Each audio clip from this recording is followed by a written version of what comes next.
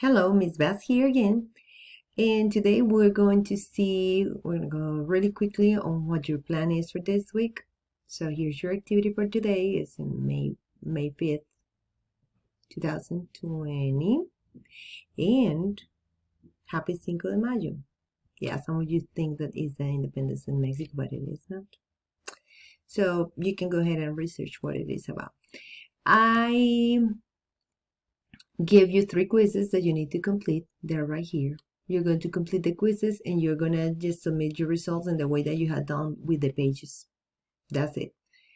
You're going to post the results. When you get your entry box, you're going to post the results for the 3 quizzes. And I said just go to the example on point 4 and then you go to point 4. Oh, sorry, it's point 5. Let me edit that right now so we don't get all confused. That's 1, 2, 3, 4, and 5. So yeah, so let's put that here. 0.5. Okay, so we don't have that mistake there and get all confused. Okay, so I was telling you, you're going to see 0.5. Here's 0.5. This is how you do it. You just copy copy this, and then you put the result for your quiz, and then you're done with the first part. That's one part you're gonna need. Then you're gonna watch this video. That is the one that we are recording right now. And then you're gonna do the SpanishPages.com and just find the pages for this week. Now the pages for this week are based on a new concept. So I'm gonna go ahead and show you what it is about so we can understand better what we're talking about. So we were talking about activities and how to say what I like to do. Like I like to run, I like to dance, I like to sing, I like to swim, practice sports, I don't know. Or I don't like. Also, no me gusta nadar, no me gusta bailar, no me gusta correr, me gusta ver la tele, me gusta jugar videojuegos, me gusta pasar tiempo con amigos, etc. So now we're going to see adjectives and we're going to see what people are like based on what they like or they don't like to do.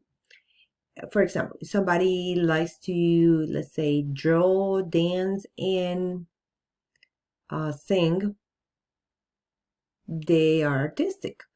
If they like to practice sports, they may be really talented, or write stories, they may be really talented. So we're going to start describing those people.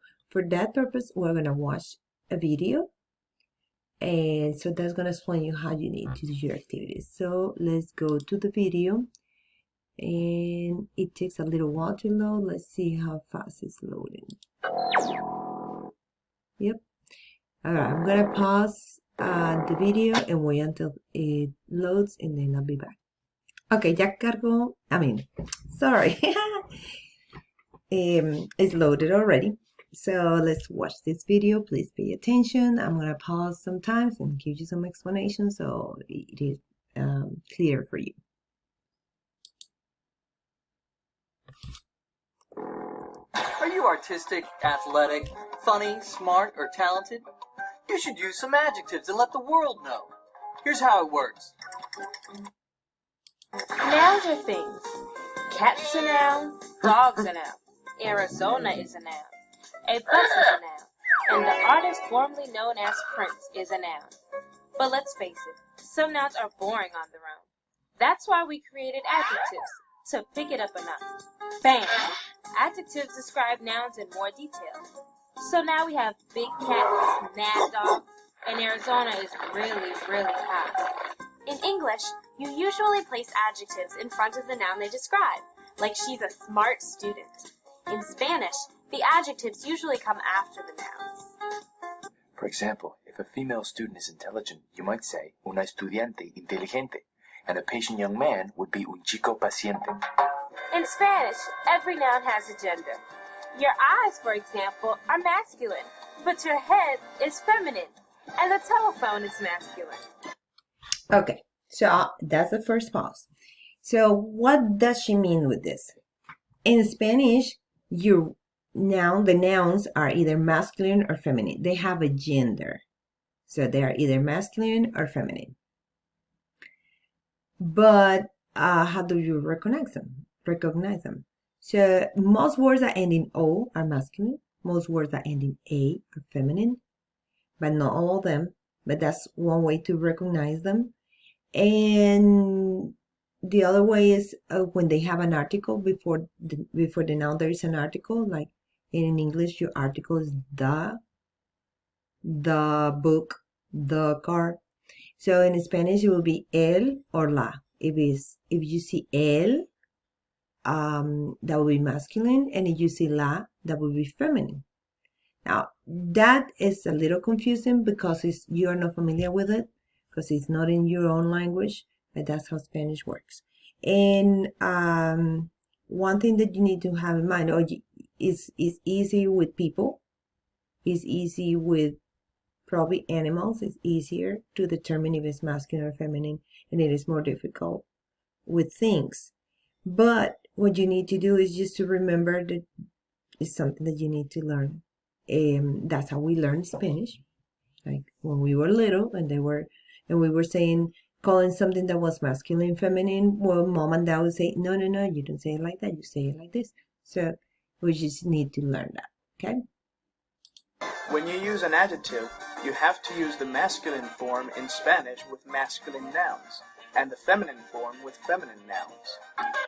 So knowing that, you are going to match your adjective to the noun. So if the noun is masculine, you're going to add a masculine adjective.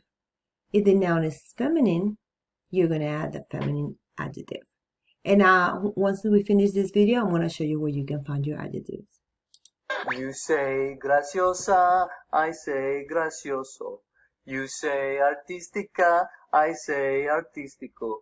Ordenada, ordenado, talentosa. Nada talentoso. All you have to do is match All right, them let's try together. matching this. Chica, Pick your choice. atrevida. Amigo, Pick your choice. reservado. Mm-hmm. Remember that in Spanish, the adjective usually goes after the noun. It's as simple as that. You say paciente, I say paciente. You say inteligente, I say inteligente. Impaciente, impaciente. I don't get it. Not all adjectives have masculine and feminine forms. Adjectives that end in a describe either gender. Chico impaciente y chica impaciente. Un chico inteligente y una chica inteligente.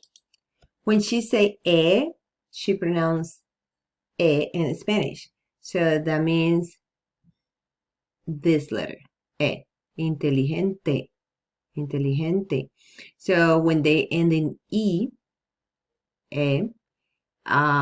they can be either masculine or feminine. So you can use for a boy or for a girl. But wait, there's more. Some adjectives are convertible. If it ends in OR, like trabajador, it's a masculine adjective. To make it feminine, just add an A to the end, like this. Un chico trabajador y una chica trabajadora. So that's a different kind of adjective. And you say it doesn't end in O or A. It doesn't end in O, but it ends in R. But then you add an A to make it feminine. So we have only one in our list of vocabulary now. And then we also have a word that I'm going to show you in the vocabulary that works for both masculine and feminine, but ends in A. So that's something that you need to keep in mind. Let's review. Which of these words are masculine? Which of these are feminine? And which ones do not indicate any gender?